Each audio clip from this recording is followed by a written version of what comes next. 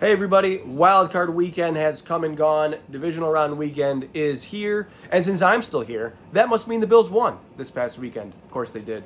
They defeated the Denver Broncos 31-7, setting up probably the most juicy, storyline-filled matchup, maybe of the entire NFL season, with Baltimore in the divisional round. And of course we're going to talk about that, but I do want to recap what happened in the wildcard round against Denver.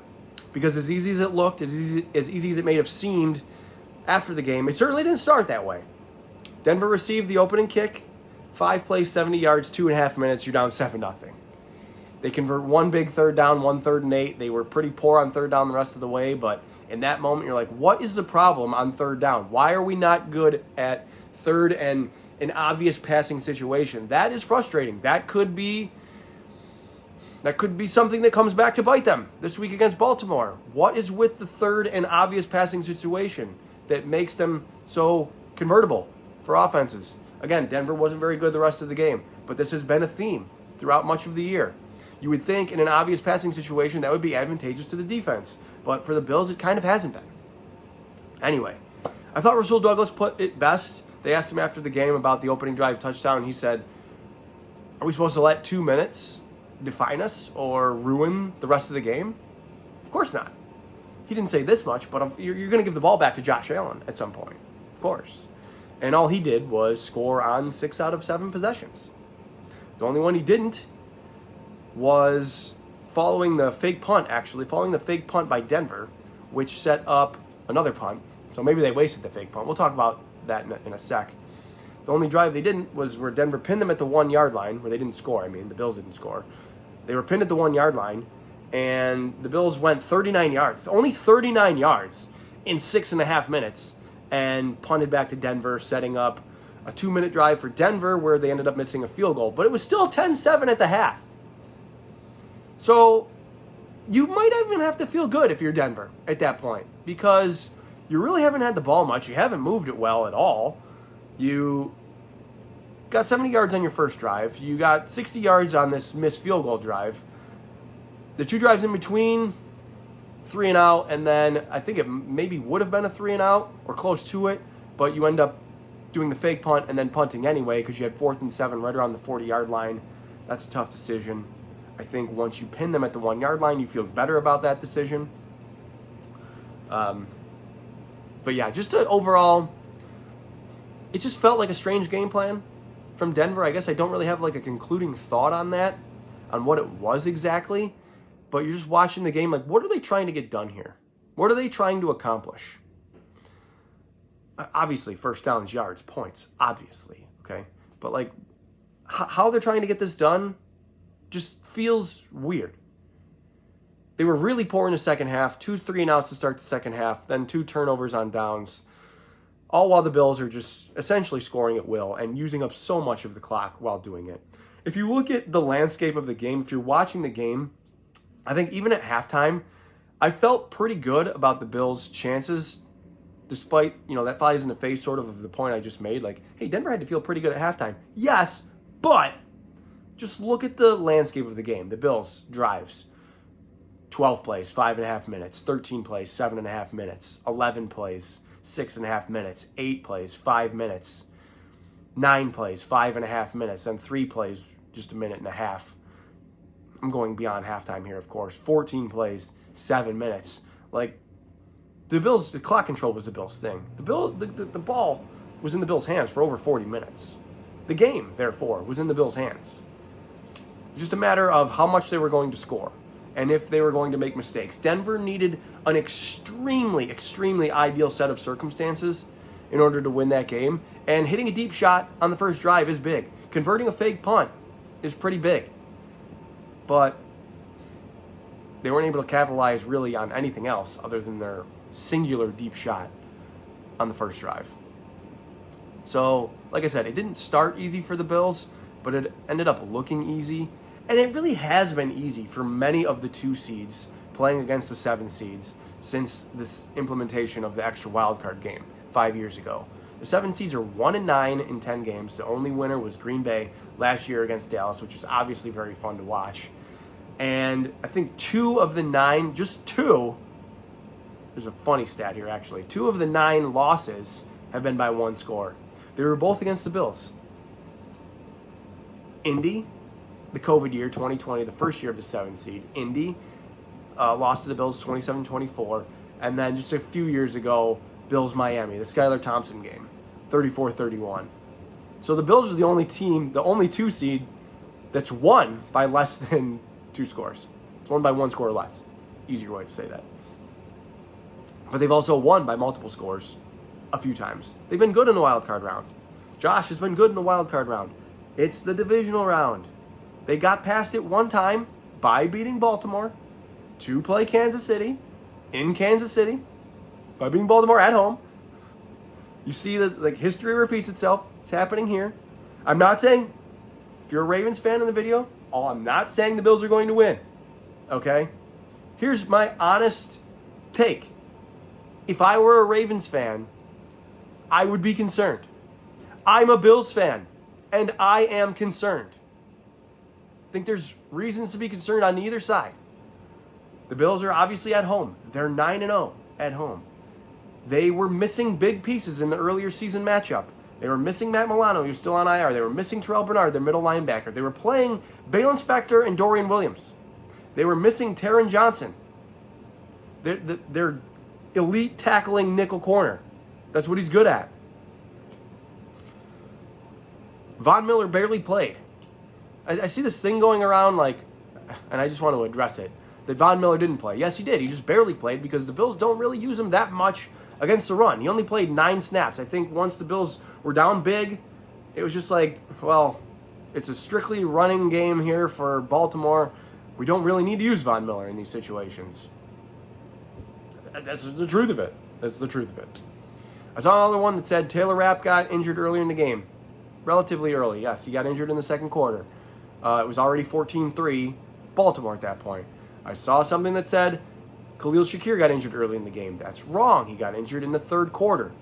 And it was 21-10, something like that. The game's not out of hand. You might remember the Bills getting the ball back, actually, down 21-10, crossing midfield, and then running that ridiculous trick play that Allen was fumbled on, and then, the game was out of hand from there on.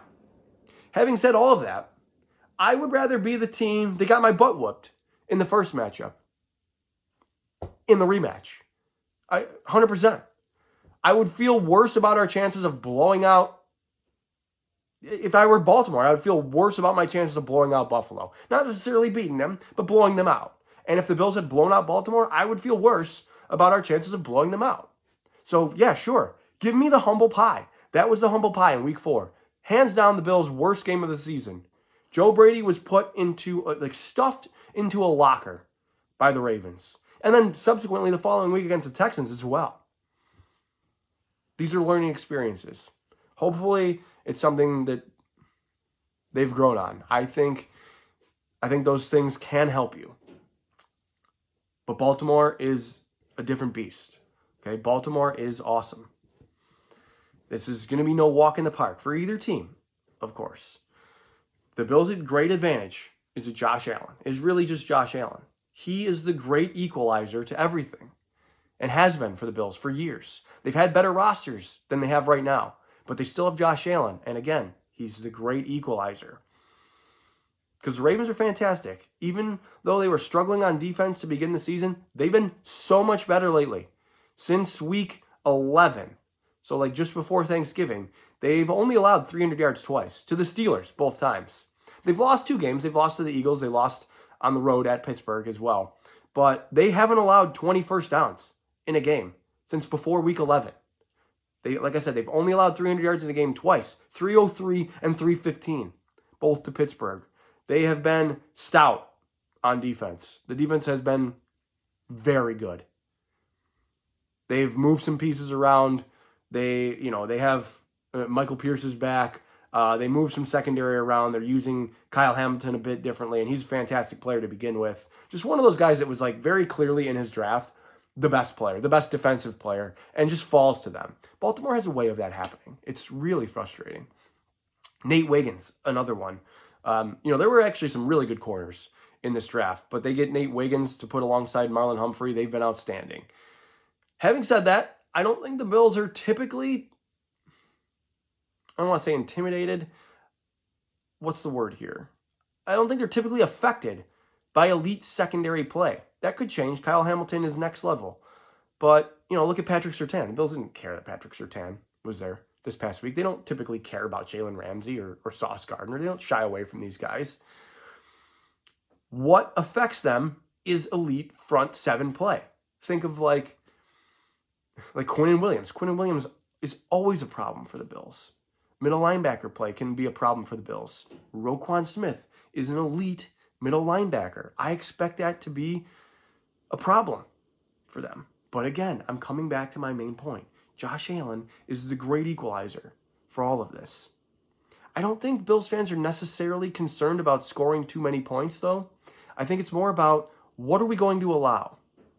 What's the maximum amount of points you would sign up to allow? 24? To feel good? To feel good about winning? Maybe 23? I don't know. The Ravens haven't allowed more than 24 points, again, since week 10. Going back to this week 11 through last week's wildcard game, they've only allowed 20 points 2 times to the Chargers and the Eagles. The defense has been great. And Lamar Jackson continues to be great. Derrick Henry continues to be great. They are just, they have at least 20 first downs in basically all of these games dating back to week 13. Having said this, the week 13 is the last time they played somebody that I view as like a very good team, and that was the Philadelphia Eagles. They beat Pittsburgh, who was just reeling. Pittsburgh, they went 10-7 with Mitch Trubisky and Kenny Pickett. They went 10-7 with Justin Fields and Russell Wilson. That's just who they are. That's what they do. They're not that good. They're capped out. Mike Tomlin is the 10-7 version of Jeff Fisher. They beat the Browns. Not impressive. They beat the Texans. Smothered the Texans, actually, on Christmas Day. And I probably should give them credit for that. I'm going to give them credit for that, of course. Should I give Houston more credit, maybe, for being good? I think they're going to get blown out by Kansas City. I hope I'm wrong, but I think they're going to get blown out by Kansas City on Saturday night. Just the same way they got blown out. Not the same way. I'm not saying they're going to lose 31-2. That's embarrassing. But I spare me Kansas City's been sitting for 3 weeks. Yeah. They've been sitting for 7 months throughout the offseason. They come back, they're fine. Whatever. Different. But Cleveland, Houston, Pittsburgh, the Giants.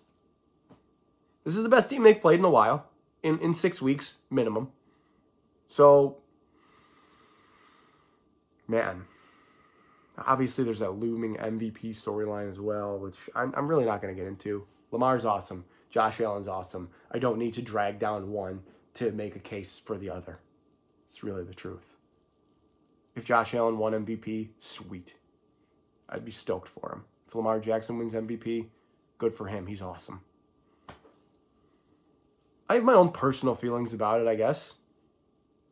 I think Josh should win. I don't think he's going to. I think he should win, but it's not like... I'm not going to go on Twitter or X or whatever and just start pounding the table for it and just drag down other fan bases to do it. It's just not... I don't understand that. If that's what you want to do, that's your prerogative. It's just not my thing. Anyway, that's one huge storyline. There's obviously the living in Kansas City's shadow storyline of it. Both quarterbacks basically do. Let's face it, they do live in Kansas City's Patrick Mahomes' shadow. So only one of them is going to get the opportunity to step out of it. Both these teams are kind of snake bit in the playoffs. I know Baltimore, they did make the AFC Championship last year. They lost at home to Patrick Mahomes, hence the shadow comment. Somebody's got to step out of it. So they're both a little snake bit, like I said, in the playoffs. That's the point I was coming back to. The Bills' season has ended in the divisional round 3 straight years. You know how we are with losing 4 straight things. Got to make fun of yourself, guys. You have to laugh at yourself. Make jokes at your own expense. It's healthy. Lamar has this playoff Lamar thing that he can't really shake or hasn't been able to shake yet. And the only way he's going to do it is by beating Josh Allen, beating Patrick Mahomes. If that's what it comes to, he's got to get there. Lamar will be an all-time great. Josh will be an all-time great, but they have to get, in order to be considered like in the top 5, 10 or whatever. Lamar's maybe already there on the edge of it. Josh could be too, could be entering it. But in order to be considered there, you really just kind of need the ring. And Patrick Mahomes is annually slamming these doors shut in both Lamar's and Josh's faces. Which is how it's going. So, what do I think is going to happen? I'll tell you what I don't think is going to happen. I don't think the weather is going to be as big of a factor as people are making it out to be. I know it's going to be cold. It's certainly going to be cold. It might be less, single-digit degrees, wind chills right around 0, maybe a little bit less. Fine. It's cold in Baltimore, too. I know it'll be the coldest game that Lamar and Derrick Henry have ever played in. I'm not... weather. Come on. Weather. Temperature is going to decide the game. Spare me. Miss me with that. I don't think that. I just don't think that at all. Both teams are relatively healthy. The only notable injury is Zay Flowers, who had 1 catch for 10 yards in the first matchup, and the Bills lost by 25. Derrick Henry had as many receiving yards and a touchdown in the first matchup. So there you go. We know what it comes down to. It comes down to Lamar and Derrick Henry. And nobody's really been able to stop them yet. Why should I believe the Bills are going to do it? I don't necessarily do. I think it could be a matter of who has the ball last. Henry's just a load. I said this earlier in the year. I think I even said it probably in the lead up to that game. Henry is, once he gets going, even if he's moving sort of laterally, like to the sideline, if you let him get those like 3-4 steps under him, problem. You have to get him before he gets like that 3rd foot in the ground, or when he's got to move, make a move laterally. Like that's just kind of like a juke or something. Like where he has to take some of his speed out of his game to make a move between the tackles or something like that. So slow down. Because once he gets those 3rd, 4th foot, like I said, 3rd or 4th foot in the ground, it's over. It's just, a ball. A bowling ball. The heaviest bowling ball you've ever seen. And the read option has been a thing for them. It really hasn't been a ton this year, but they unleashed it against Pittsburgh. They showed it against Pittsburgh. Lamar ran or kept it a bunch of times. I think he had, 8? How many carries did he have? I'm actually going to pull that up. Sorry, just bear with me 1 second because I remember noticing it a lot more. I'm like, man, he's keeping this a lot more. He had 15 carries. 15 carries for 81 yards. So, all in all, Lamar and Derrick Henry, 41 carries for 267 yards and 2 touchdowns. Hello. Not the formula for the Bills. I got to stop talking about it. I really just got to stop talking about it because the hardest thing for me to do this week has been pretend like it's not all I'm thinking about. Because it's really the only thing on my mind. People like to say, hey, Greg, there's more to life than sports. Oh, okay, I know that. But this is like my favorite thing, okay? What's your favorite thing? What makes you, you? Football. It's my favorite thing. This is the biggest part of the season. Let me have this. All right? Ravens, 30-28. Prove me wrong. Until you prove me wrong in the divisional round, this is the prediction you get. Guys, enjoy your weekend. I'll see you at the game. As always, above all else, go Bills.